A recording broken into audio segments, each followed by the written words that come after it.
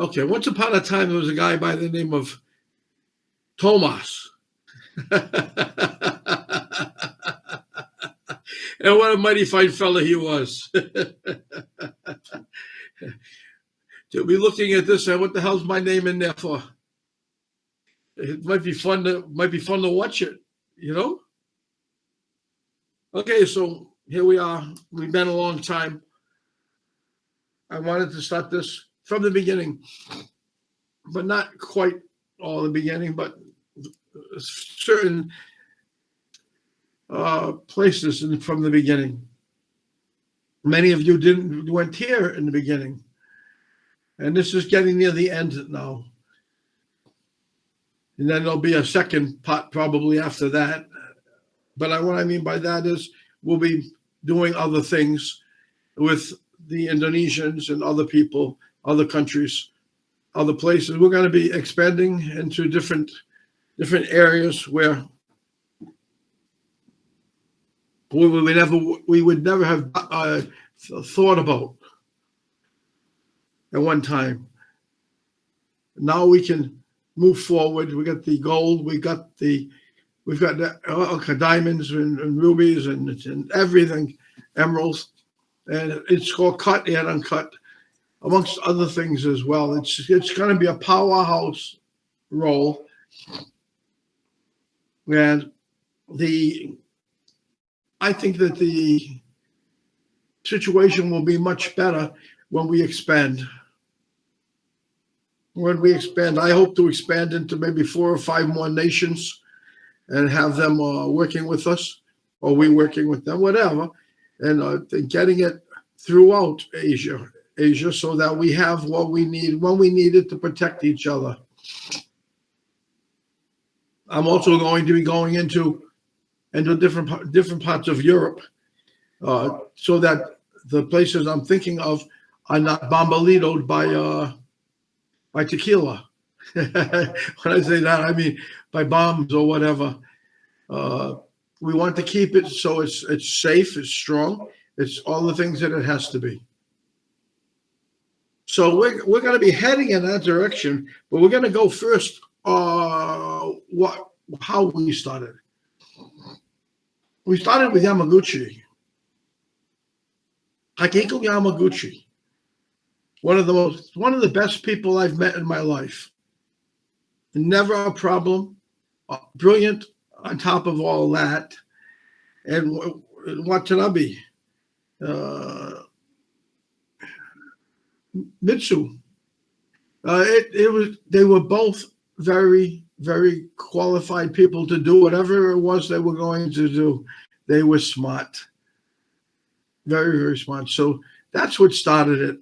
Showing up at the hotel in Switzerland, patting me on my shoulder, saying, and not telling me, Mr. Keenan, is this you?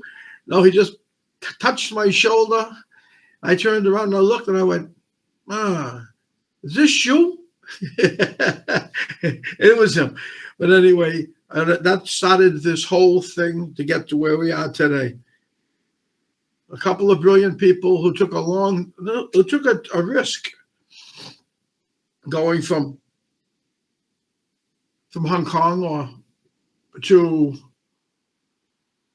Switzerland, to Zurich, to the hotel. The Hilton was there. And anyway, this all worked out. A couple of people got involved along the way. One guy in particular who didn't belong there. And he screwed things up, and he ended up moving to Hong Kong because he was going to end up getting killed where he was. So he had to get out of there, and nobody wanted him anyway. He was a phone salesman or a shoe salesman or something. He was never much more than that. And Tom was there, ready to throw him off the cliff if he had to. So it was getting a little rough there because of Leon. I think it was Leon, who I liked Leon very much. He's very much, but he created a war with a couple of people, and he had to leave eventually. And there were people looking for him at that point in time because Tom got wind of it and Tom knew who he was, and so did they all. Jack Myers knew too.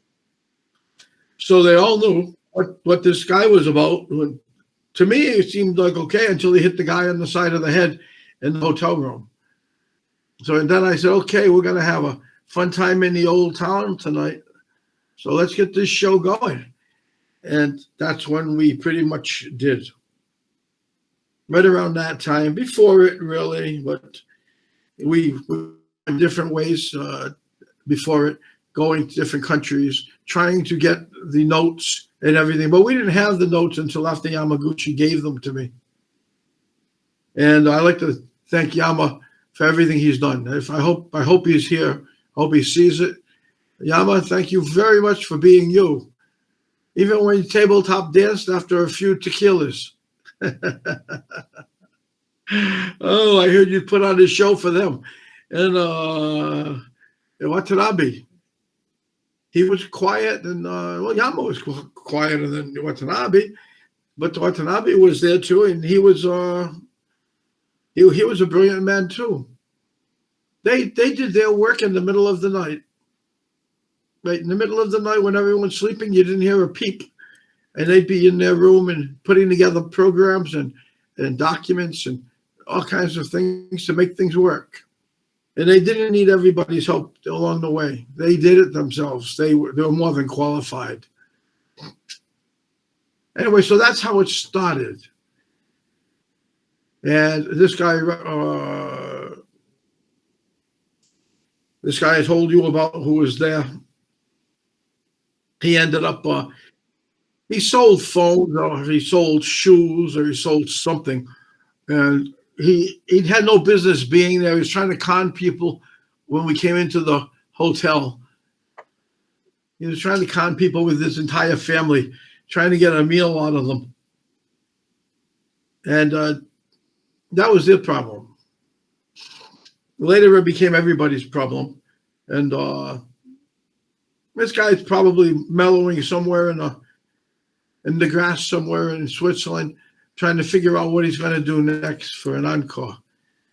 But he's not going to do anything because they won't let him in the hotel. They wouldn't. They got his name.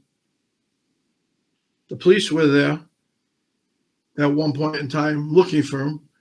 So, I mean, this is how it started. He hit this guy horse. Leon did on the side of the head, and he was the largest food producer, I think it was, in Europe. Yeah. But he got beat up pretty good. Oh yeah, shoot. Leon could throw a punch or two. I saw him. You know, Tom Klein says, "What the hell was going on in there?" That's Leon just being Leon. Anyway, Tom Klein gave us some of the most precious moments in our histories. And he wouldn't even tell us what they were because he didn't want people repeating it. The movie Apocalypse Now was made because of him.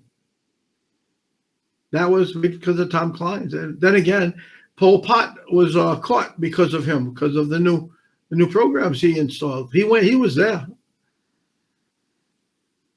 He was there. He wasn't afraid of anybody in the world. As a matter of fact, he laughed at you. But everybody would laugh with him too.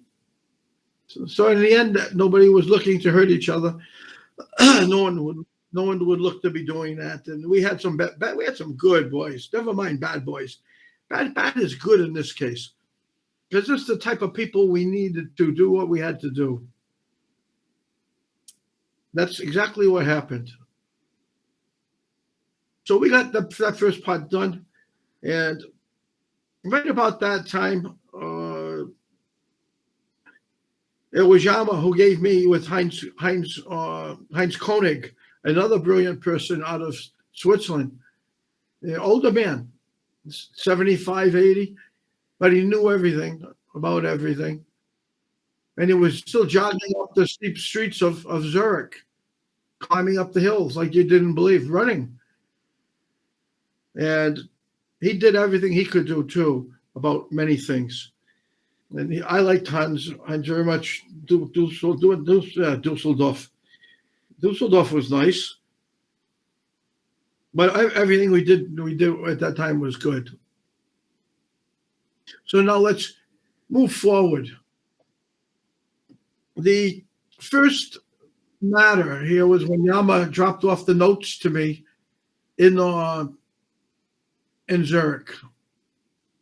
He dropped off the notes that we had, 1928, 1932, and so on, and all the hotel, all the banks in Zurich and further down the line, in Gallon and so on, they all approved the notes. They were all real. But as soon as you reached out just a little bit outside the country, like the United States or someplace, they wouldn't say they were real or not. They wouldn't do that. But 20 years later, we still had the notes, and we were still playing the notes, and all the places, the banks and so on, were saying they're very real, very, very real. And that was because of Kevin. Kevin lived in what was the name of the place Richard Kevin lived in? Canada? Yeah, up top. It's where they had the oil and everything. Oh, I can't remember the name of it. Kevin was up there, and he was looking at all this, and he was getting all these positive returns, and he thought this might be the way to do it. He called me and he asked me, what's their value? And at that time, the value was 1.35, I think, or 45 billion per note. And it soon after became more than that. I was getting 1.9 or almost 2 when Kevin ended up dead. He had something that just seemed like it didn't want to go away, like a rotten egg. And he couldn't walk so well, and he couldn't run, couldn't do the things that he had done when he came. And there was nobody in the hospitals that could help him. He ended up with cancer. And what I thought, I still do, is that he had that when he left Canada. But he was still moving, and he was still doing, and he was still working, and he was more than competent. Let me tell you, he knew his things, the oil especially, and he became a knowledge on the notes. So having him around for that period of time was great. Let's get back to the other things too. We went around with most places in Europe, and I had the notes, and we were looking at them, and I was showing them to a lot of people, and a lot of people wanted them. But the banks would back off, even though they wouldn't say no. They would back off at that time, and that made it harder because we knew so little about them at that point too, and the banks knew about them. So anyway, so that's where we started with Yamaguchi giving me the notes, giving me many notes, and me making the moves to put them on, put them in, not storage, hell no, putting them in where they belong in the banks. And that's where they stayed for a while, and until we ended up along the way bumping into a guy by the name Daniel Debasco. Well, I was living in the Hilton at that time, and so was Yama, Watanabe, and so on. And we met this guy, and he heard about the notes. He heard about their value, and he showed up, and he was a good enough guy. A little bit of that note made him crazy. Made him crazy. He actually ran away with the notes when he was supposed to be holding them in safekeeping. And that's where we lost the notes. But not before we chased them all over the place. And we're still not done. Just remember, we're not done with Daniel Debasco. We're going to have people in his place, in his town in Italy within the next month. And at this point in time, everybody there's going to have to move or else. He played with us long enough. The playing's over. Debasco, we're coming. Okay, we didn't come for a while because we had other things to do. Now we're coming. You can do what you want to do, but you're going to be running. You have no business touching some other things that belong to other people. You're not going anywhere. You're not going to be able to leave the city or the country. I am the Amaran now. You got a no-fly zone coming up over there, and you're not going to be able to fly either. I'm putting that in there. You'll stay there forever until we catch up to you. Go hide under the ground if you have to. I don't care. You're gonna be gone. That and that little cucaracha of yours. It'll go you to put constant on people on a plane that would take them from A to B. It'll be a private plane, A to B, and she'd steal things and stuff. And so would he. So would he. And he's going to say, oh, they're talking about me again. Well, we're going to talk about you until the day you die. I hope it's tomorrow. How's that? I hope it's yesterday so I can kick you in the ass to make sure you get there. Don't want to talk about ass though with him because he was near getting married to, who was it? The girl that was handling the duties on that plane. So he was playing that so that he could have her to help him. And in the end, I think he married some guy from England. That's what we heard, and that's why we don't hear about him anymore. The guy from England probably took him out. I don't know. So that was the first part, was the part about the notes. Okay? We had stories, we had all kinds of things still in our possession, which we made the documents, and so that everybody would know what we're talking about. We did that deliberately to help you. Still have it. We're going to have it going up again, but better, thicker, wiser. And we're going to have much more going up in a different way. You'll see some of the same things, but they'll be done better. So that's going to be there for you. All in all, that was that part. Until Yamaguchi was tried to move the. Chiasso was named after Yamaguchi, really, other than really the city of in a place called Switzerland. Alessandro Santi was not carrying some notes, was holding some notes for Yama. Yama had to go get them because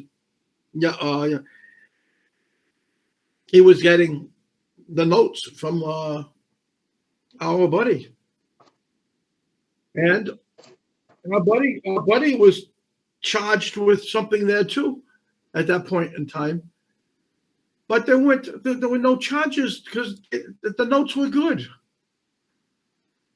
They tried to make charges. There were no charges against Yamaguchi. There were no charges against our buddies over there in Italy as well. I told them he got an attorney, and the attorney didn't do his job. Otherwise, it would have been over with before he knew it. His attorney helped them. And Alessandro Santi is his name. He's a hell of a guy, hell of a family. You'd love him. He owns a golf course in Italy. He owns a lot of things in Italy, but the golf course is his baby, I think. I think his wife beats him, though. That's the only problem. Nah, I'm just joking. Don't worry, Alessandro. I'm not giving up your secrets. So we had there to see people on occasions. I saw Alessandro there a couple of times, and we'd fly in from here. So that was all done. We did a lot of work, leg work, a lot of uh, outright work too with the notes. At this point, we were doing other things because the notes had just left my hand to debasco to someone else, to the supposedly the lawyer. Debasco's one of the Debasco's best friends had the notes. Oh, I get the name from when I look at the papers, and we're going to try to arrest him and put him away, him and his family, Debasco and his family too. So it's not going to be good for them when this gets completed and I do the other thing. It's nice to see you people. Even though I'm seeing you from a small screen, I don't see anybody. It's the screen doesn't get big. I don't know why, but it has to have something to do with something. So all in all, that was the beginning. You know, Yamaguchi had his notes, and Yama tried to take them into Switzerland via Chiasso, which was very close to the home of Alessandro. So it all came through that. And Alessandro had his notes underneath the bottom of his bag. And when they stopped the train at the station going into Switzerland, he was still in Italian country though. So they stopped him, and they knew already where it was because Debasco or someone else probably said something at that point in time, still about the notes. The notes were heading to Richard. You can help me on this one. This guy here was a big boy in the financial circles. He's working in the government, in the U.S. government. Greenspan, Beanberg. Greenspan, yeah. Alan Greenspan. He had made the deal with Yamaguchi, and both Yamaguchi and Watanabe and everybody that's touched those notes, in behalf of those notes, did legitimate deals or did things that had no connotations of impropriety anywhere at all. And he took the notes he had in Switzerland, got on the train. Everybody said he got on the plane. He got on the train, and he went to, because he liked them. He likes them. The mountains are beautiful, and he saw them many times, and he loved them. So him and Watanabe, they were, like I said, good people. So they got on the train, and he told me he'd call me when he gets there. He called me as soon as he got there. No problems. He was okay. He was going to stay with Alessandro Santi. That everybody were friends. I'm telling you, the connections were all tied in and good. Good people, good things, good this, good that. And of course, I think he was going to learn. He wanted to learn how to play golf. The golf club was bigger than him. So maybe he could have got a smaller golf club. Anyway, Alessandro was happy to have the boys in town. But then they got a call from Greenspan, and they had to leave the course. And they left the course. They went into Alessandro's home, and they told him, Alessandro, they had to clean up and get moving. And they did. And they had their bags, and they had everything else, and they were on the train again, going over to Switzerland. They made it over to Switzerland, but barely. So they were still considered to be in Italy. The police came on and they took people off the train. They took Yamaguchi. They saw Yamaguchi and Watanabe sitting there because they told them to stay there. They walked over to them and asked them to step off the train, bring their things. They went off the train, brought their things, and they had the police asked them if they had anything in it. Their business work. That's about it. please come with us. And they walked into a building with them. And that building happened to have all kinds of things in it and whatever have you. They ended up in another building, but they looked at what they had, saw what they had, and it was 1.35 billion per note. And yeah, he had the same as me, exact same, cut from the same place. And it had the same value, of course. And they brought him out to a jail cell. They held him there, and not happy. He was not happy. And they brought in a judge. And the judge came out and saw their names, and he said, "Mr. Yamaguchi, you've been here before?" He said, "No." Mr. Watanabe, "No." "What were you doing?" "Trying to deliver the notes we had for Alan Greenspan." He didn't want to use Greenspan's name in the court, really. He didn't mention it on the computer either. But when he got to the court, he had to. He said, "Greenspan, what was he doing with you?" He says, we are involved with the global accounts. We are the Dragon family. He says, "Well, you're probably going to end up in jail today, Mr. Yamaguchi." And Mr. Yamaguchi said, "Are you the judge here?" He says, "Yes, I am." He said, "Well, if I'm going to be in jail today, you'll be bankrupt tomorrow, your whole country." He said, "What?" The judge, Yamaguchi, says, "You will be bankrupt tomorrow because I will take all the money back that we gave to you to keep your country alive." He said, "You didn't give it to me." The judge got nervous. He says, "So you work with the government?" He said, "I work with the financial part of our government."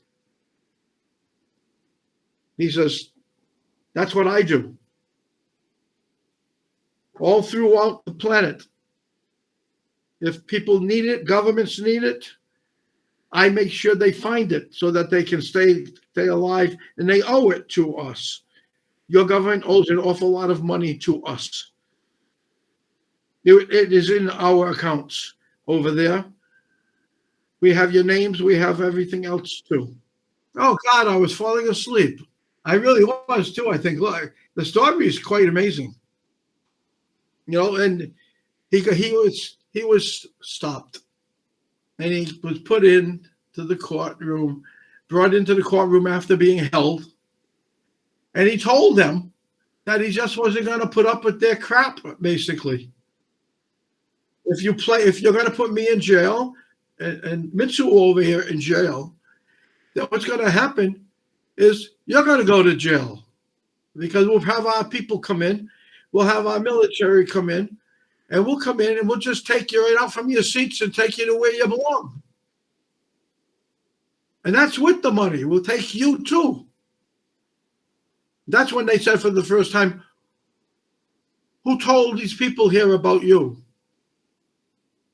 He says, "I have no idea. Whoever made the phone calls to the train station." He says, "To me, it doesn't matter." He says, I am not going to be held. Mitsu's not going to be held. What matters here is it could be all of you. And you could have no money at all in your country. You could go broke. You would go broke. And Mitsu wasn't afraid to talk. Not at all. I talked to him to 3 o'clock in the morning. The guy was brilliant. Him and Mitsu. Mitsu would fall asleep, start snoring. Mitsu was a snorer. In the room, you'd hear that stuff going on. You knew it was Mitsu.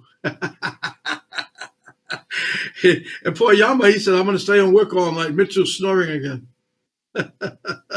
So when they got caught, if you want to call it caught, when they got caught, they knew what to do. They owned the country. The country hadn't paid them back. They were going to take it. Italy was going to be owned by, the Dragon family. And why not? Why not? The Dragon family was I think, was the wealthiest firm or anything in the world at that point in time. They had all the money.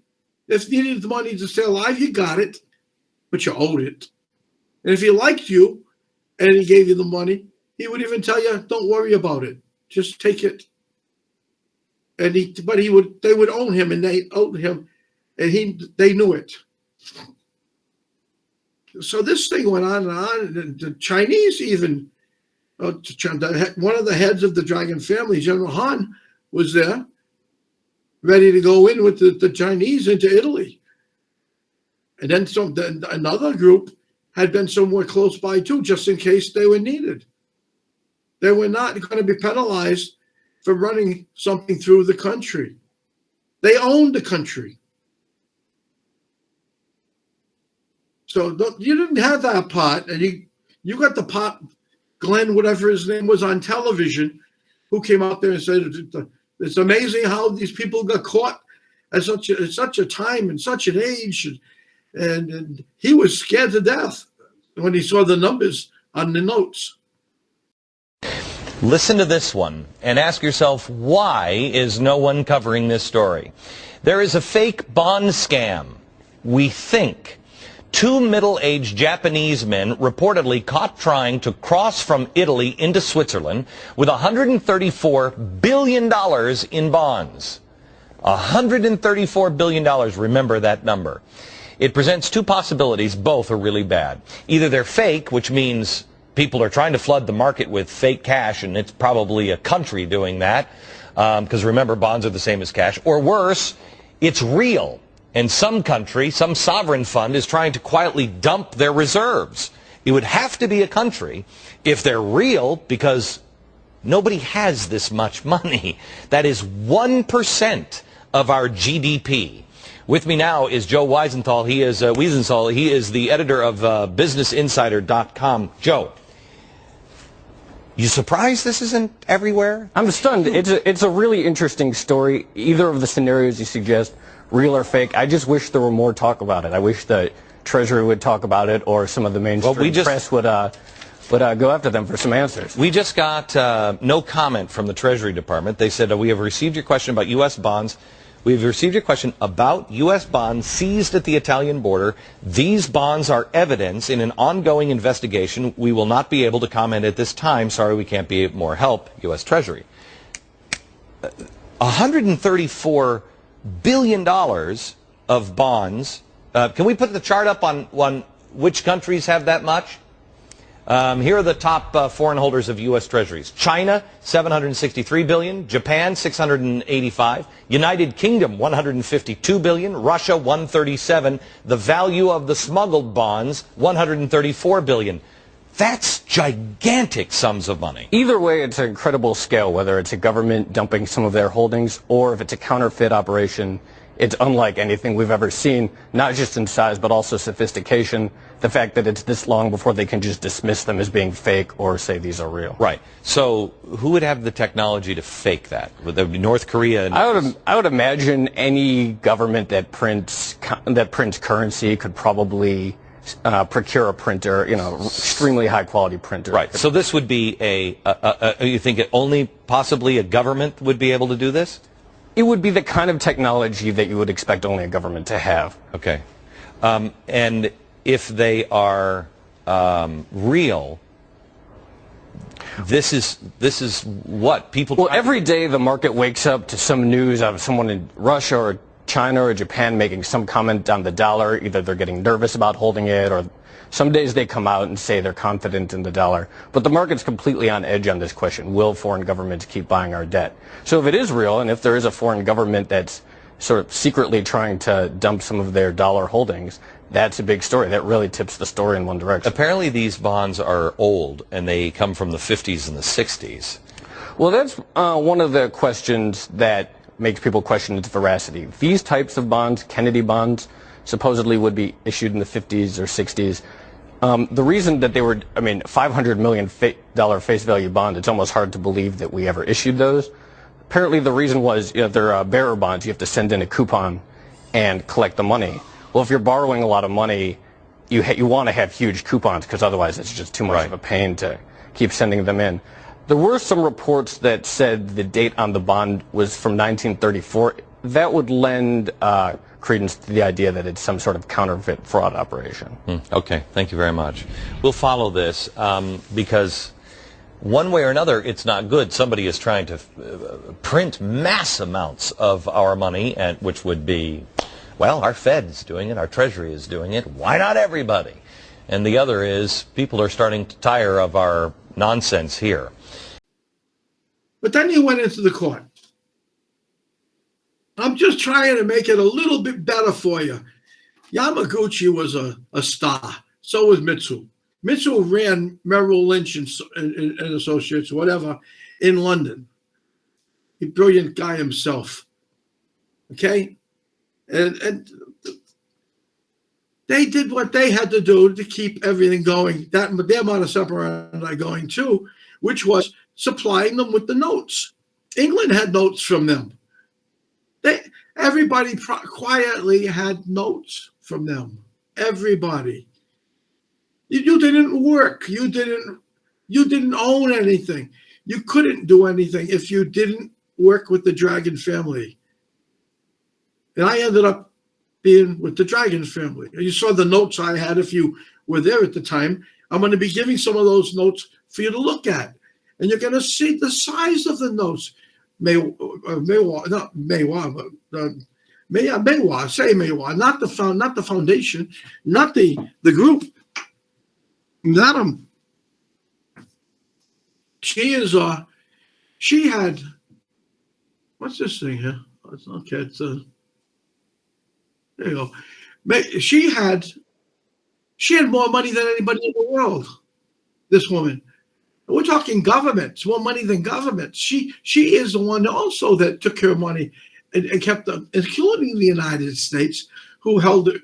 Well, she had her money being held in trust there. All these things were wonderful. They were helping everybody. And all of a sudden, you had a new government. I think it was Bush or Obama. It was Obama. And we had our own government in the United States, and they wanted the money. I mean, Obama was not anyone to talk to even. I mean, the guy was nobody. We made him that way, just like we made Biden. He was nobody. And he's going to find out pretty soon now that he's not, he's going to find out pretty soon that Biden and his family and everybody else and everything that they've done is going to come back and bite them when the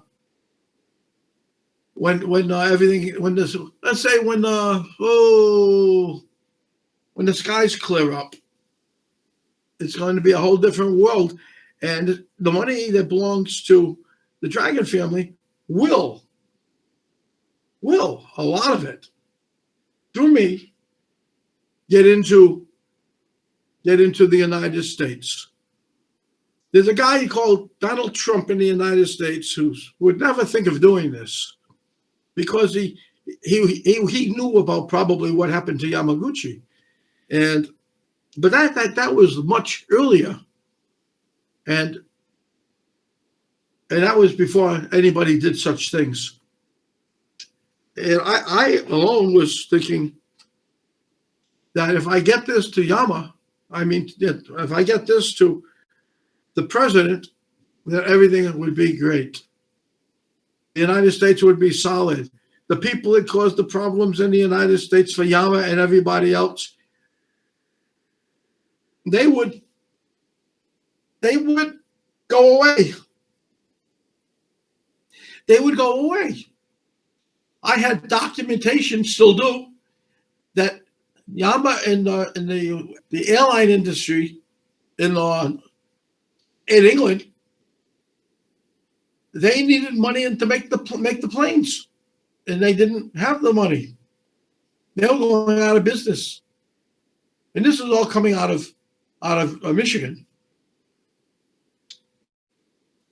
So we didn't have the planes that we had, and that they expanded out to other places in the United States.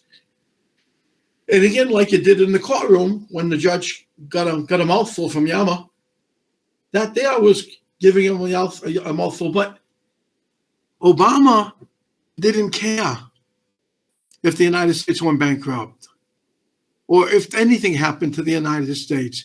I mean, here's a guy who dropped bombs, was having bombs being dropped in South Carolina. It was supposed to be in the city. I'm the one that reported that, just so you know. I think you know it anyway, but I'll tell you, I'm the one that reported that. And the generals that Obama said did this and did that, they didn't do anything but his orders, which was take these things to South Carolina or wherever else they were going to go to. I don't know that, but and drop them. And if they dropped them, it would erase most of the East Coast of the United States. And that was what Obama did. Okay? And he's running around still like this was a big friggin' joke. They wanted to give their money to the airline industry to keep them going. They wanted to keep it going. I got free. I'm the one that got the airspace from Russia. From Putin. Putin was there. And but it wasn't Putin that issued it to me. It was he's dead. He passed away. And he was a good guy. He tried to drink. When I got into Russia, in Moscow, he picked me up at the airport, and he took me to my hotel, and he was one of the most powerful people in Russia. And the first thing he wanted to do was he knew I was Irish, and he wanted to go into a drinking contest. He didn't know that I drank a lot. I did my job, and not for them, but I did my job at home and had a ball for many years having a Papa too. So I drank, he drank outside the hotel in the snow. It was cold. And the next morning I was going to still be there, but the one after that, we were going to be going to St. Petersburg, which I found out was even colder than Moscow. It was freezing. Nobody liked it really, but it was cold, and they're used to it. So we're drinking pouring down our drinks, one after the other. Here's to your first wife. Here's to your first wife. Here's to your second wife. Here's to your second wife. I drank 21 wives. Okay, and he was falling out of his chair after about the 15th. And we had to get him into the hotel. And when they saw him coming in like that, they gave him a big room. And he stayed there for the night. Next morning, he got up, saw me still there in my room, went and got some breakfast. And Victor Pavlovich, and a good guy he was. You know, you get all these things and that's being said by governments and so on. This guy's a bad guy, and this guy's going to kill us all. And the guy that was going to kill you all on the East Coast was Obama, because those planes dropped those bombs into the ocean. That's what saved everybody.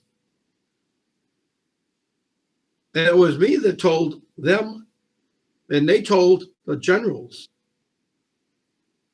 I mentioned it too, but they told these people, you got to do this, and you got to do it now. And the newspapers in South Carolina wouldn't cover it.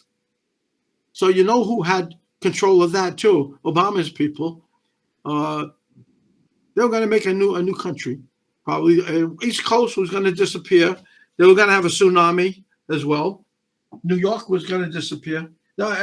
Everything all the way down that coast was going to go. And before it was going to go, though, it had already been, if you remember, if you can go back that far, the banks were already moving over to Connecticut. everything was, all the paperwork, everything was going out. So everything would be there when they got there, all lined up. And when they didn't line up, well, they didn't know what happened, and it had to be the guys. And the guys said they did it, the generals. So they got penalized, and nobody knew what to do at that point in time. And Biden was involved, of course. Biden and Obama had to build. It was Obama actually who built a vault for them to be staying when the bombs went off. They were going to stay in this vault, for 3 days. And for 3 days, the vault was underground, by the way. And for 3 days, they would leave the vault and they would come out and they would see the entire East Coast gone. That's what they wanted to do. And when they didn't do it, they went crazy and wild after the generals. And the generals were penalized themselves as well for not listening to them. This guy was a piece of work. They should have taken him, Obama, and threw him in the crazy house or something. The guy's a nutcase. If you ever go to Indonesia like I do, all you hear is bad things about him. I mean, really, the guy's a stiff. And you voted for him. You're afraid of the Republican Party at that time, I think you were. And you took advantage of that. But you're not there anymore, and you got to try to do something very shortly again. And it's going to be stopped now because I'm telling you about it right now. And the people over there are probably listening to it, and they're going to get pissed because first time, shame on you. Second time, shame on me. They're not going to let you touch them because there's going to be no shame. Shame on you. You're going to hell this time. That devil's going to come up and grab you by your gonads, if you have any, and throw you into the river. There might be good fish. There might be some good food for the fish, maybe. People shaking their head, no, not him. He's not good. He's horrible. Well, they say some of them over here are horrible. Oh, I can't make a word out what they say, but they keep repeating it, and I keep listening to it. And then they come over to me. Somebody comes over and says, horrible. Okay. Anyway, that was supposed to happen. Not many people know what I just told you, the story there. All those books and packages and the disappearance of an entire city like New York and all the coast was going to be destroyed by Obama and his people. And we put him in there. I didn't vote for him. Hell no. You did. A lot of you people did. You gave Obama the chance to destroy the United States and kill a lot of people. Well, the bombs did go off. The generals took off. They came back when they were called back, and they had to. I think they had to do a little bit of time. I think for something that saved the planet, or our planet called the United States. Our part of the planet. And it would have been very horrible. It would have been a horrible scene to see him dropping bombs on people in the United States and other countries. You'd have to take him out. You'd have to take that skinny little bastard out. Yeah, you can see I liked him. You always knew I liked him. You told me. That's what happened. There's some people I know who went around at that time who I've become friendly with. I like them very much, these people, good people. I just told them this story. And Glenn Beck was the guy for Yamaguchi on television. He was the one who announced things like this in the news. Glenn Beck. Remember that name, Richard? Yeah, we've got that clip as well. he ended up losing his job for doing what he did, and he had to rebuff himself. He had to take back what he stated about the numbers and everything else, and he did some things wrong, but nobody's ever seen anything so large before. Getting back to it, Yamaguchi and Watanabe was still they weren't in jail long. Let's get back to that for a little bit, because I'm making it sound like they were there forever in a jail. And that's not going to happen. That judge shook in his pants, and it's because he had poo-poo in his pant leg. He was so scared. He was shitting himself. And excuse my language, you ladies and gentlemen, and not the gentlemen are a few. There's a lot of ladies. Okay, now so let's just think about what happened there. The judge didn't tell him to leave the courtroom. The judge left them there looking at them, and he says, well, what are we supposed to do here about this? And Yamaguchi says, well, you can always be closed up tomorrow in a bankrupt state, and we can come in and take over for China. This will become Chinese. And I was saying, wow, because I was hearing this, by the way, at the time. Wow. Yama left the microphone on in his cell phone so I could hear it.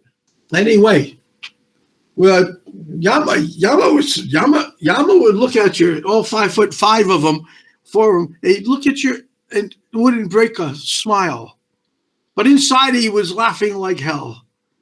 Because when I saw him, but it was a while later too, because he had the judge. The judge didn't need this crap hitting him, because it was actually a pretty fair judge, I understand.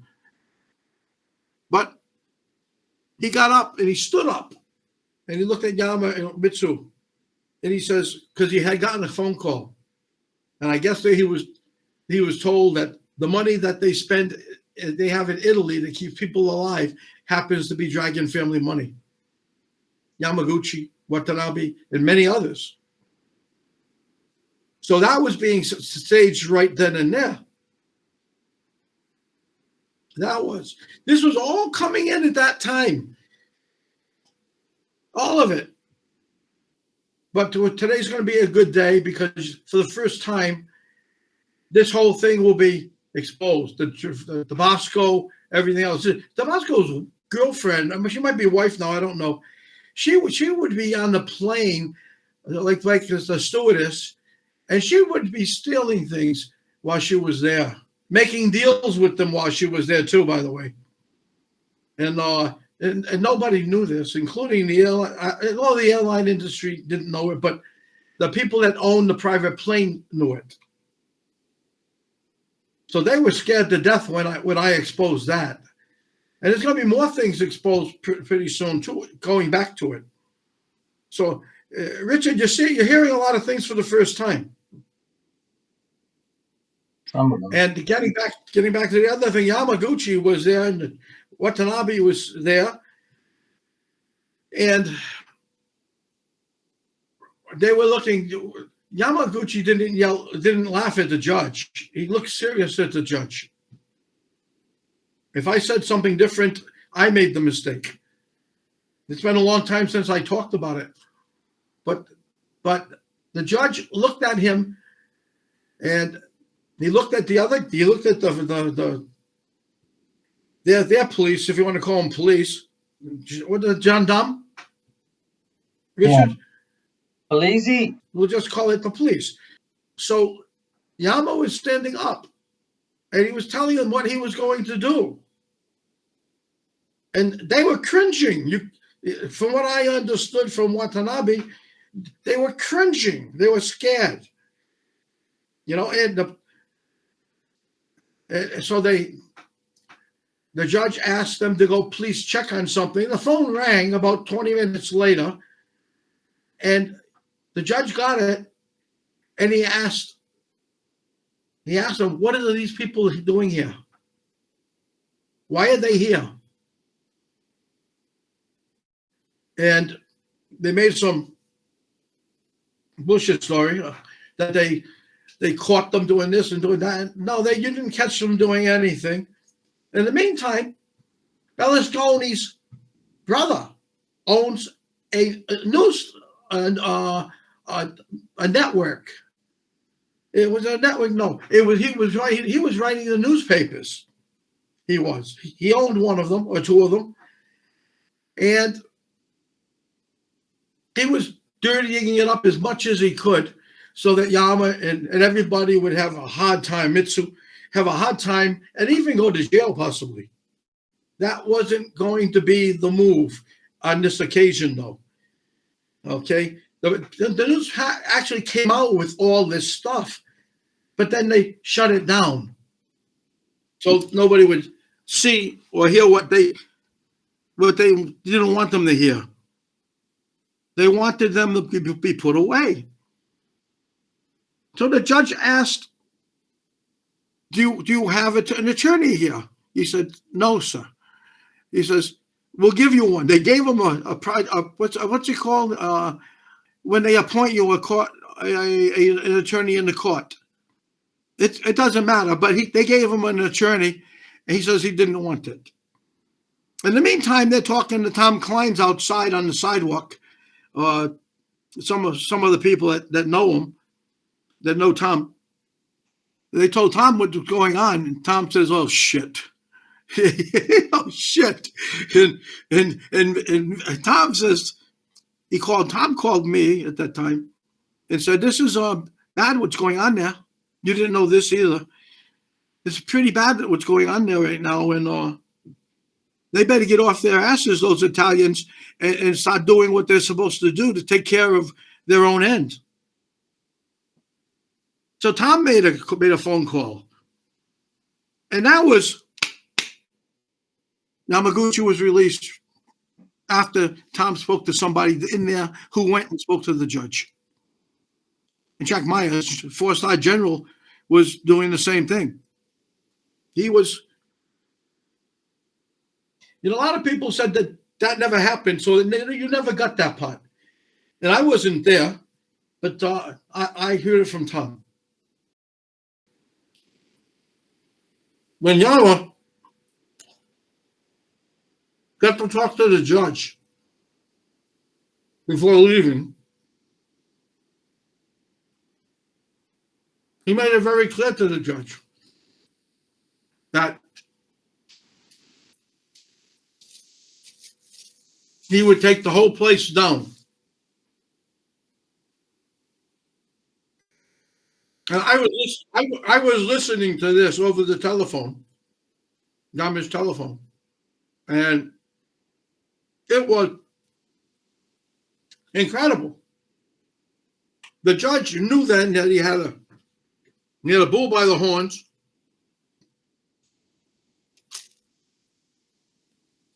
And that was that.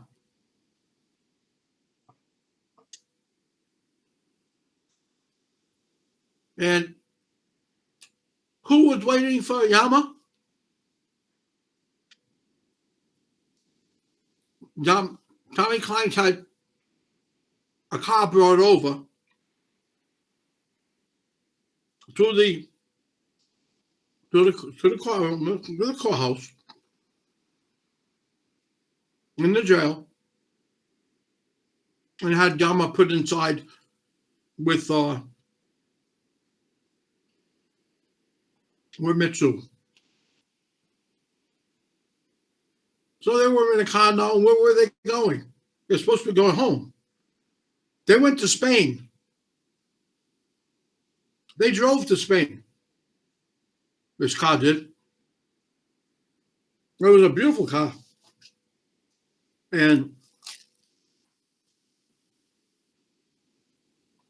Yama called me from the car, as well as from Spain when he got there, telling me what his plans. And in 3 or 4 days, he was back in Asia. And the newspapers were coming out with things. And Glenn Beck who had come out with some information earlier, information that they didn't want to listen to, the Italian government, because it exposed them. Well, Berlusconi's gone now, so I can't get the information from him, because I did speak to him on occasions, and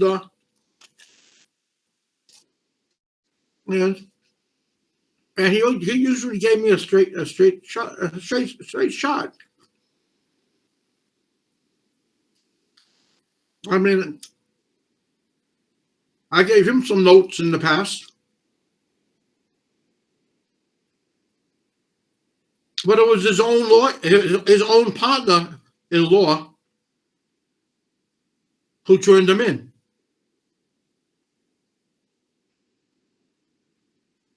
That's what killed Berlusconi. If that partner hadn't, oh, it's bad. It's bad. It was bad. It was handled poorly. The only one that handled it right, Yama and Bitsu, and they only wanted to get the hell out of there. Now, Yama was back in Asia. He went to see General Han. General Han went to see Queen Elizabeth. And Queen Elizabeth didn't want anything to do with it. But when she was told too that he was going to close them down, and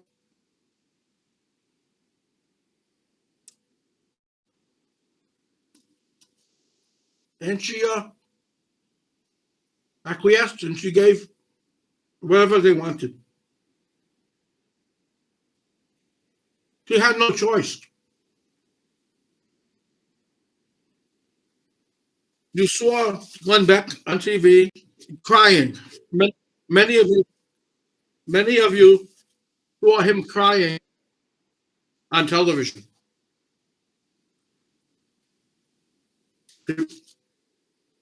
He was scared. He didn't know what he did. And they fired him. The television network fired him.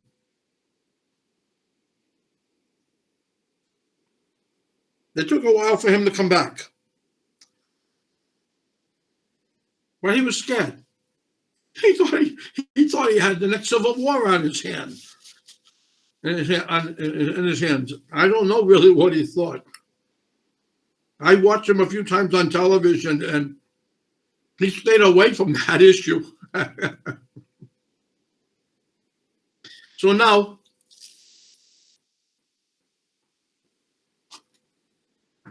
we've got the airline industry involved too.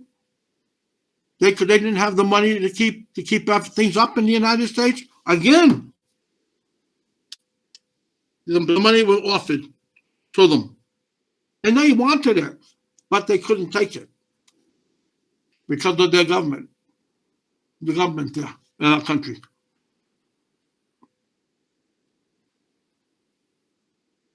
When I do this thing I'm telling you I'm going to do, it's pretty big. I'm going to have all this included. You're going to see that they had all the money in the world being offered to them to keep the United States strong, powerful, and everything else. But yet, by putting somebody by the name of Barack Obama, which it wasn't his name, by putting him into a position of power How could you do such a thing to the people in the United States or anyone in the world? How could they do that? When you think about it, they put this guy in here to destroy the United States. They couldn't get it done one way, they'll get it done another. And that's basically what was happening. And you had to live through it. And it wasn't a very good sight to see. It wasn't a good sight to see.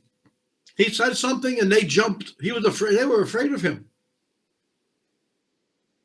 But the U.S. militia wasn't afraid of him, and the U.S. military wasn't afraid of him. All they had to be told, by anyone, I think, is that's it. Get him. And he would have been gotten. Anyway, it all went cuckoo. And all those baskets filled with papers, banknotes and so on, were already in Connecticut. That's where the headquarters would be. The tsunami was going to come and wipe out the East Coast, Richard. Yeah. That's it, pretty much. I like the East Coast of the United States. I used to travel it. I had a girlfriend in every town. Blonde hair, blue eyes. They were amazing. They were so beautiful. And they had great basketball. That's really why I went. The North Carolina team, wow. Duke University, wow. I'd go there to watch. I'd drive all the way from Rhode Island to there, or I'd take a small plane, and I go watch a real good college game. And those big boys that you're watching play today, or maybe not them because it's a while back, but a lot of those guys come from Duke or North Carolina. It's a crazy. I tell you, boy, it's crazy to go into a place to see a teams like that with talent like that playing. And the next year, with 3 years left of education or left of ability, okay, they leave in advance because they're getting a big paycheck. Okay, I contacted the newspapers in North Carolina, South Carolina. The whole thing was freaky. My major concern then was no more basketball, and that was going to be bad for me. I like my basketball. We had finished playing our basketball earlier in the year, and this was getting crazy. Glenn Beck was, like I said, on television, and he started crying on television. He broke down, and he no longer participated in that thing, and whatever the hell you want to call it, that network. Glenn Beck had someone make a call to me. And I told him what had happened. Glenn Beck didn't tell them it was me. I told them that they all had been threatened by Obama and everybody else. You have to remember, 3 days they were inside of a vault, a new place where they could hide, Bunker. and stay away from it all. And they were down there and they were laughing and they were joking. They had a few other people there too with them. And they thought the whole thing was funny. Obama thought the whole thing was funny. Going to eliminate the East Coast of the United States. What he didn't know is there were people lining up ready to make him disappear. From the U.S. side. From the Canadian side, too. The Canadians helped. And the tsunami never hit. Thanks be to God. The whole thing was, it could be scary, considered scary, but there was no way in the world that they were going to let that happen. But Obama had them ready to drop the things, though. The nukes. It would have been the end of a lot of people. So that's pretty much the end of that.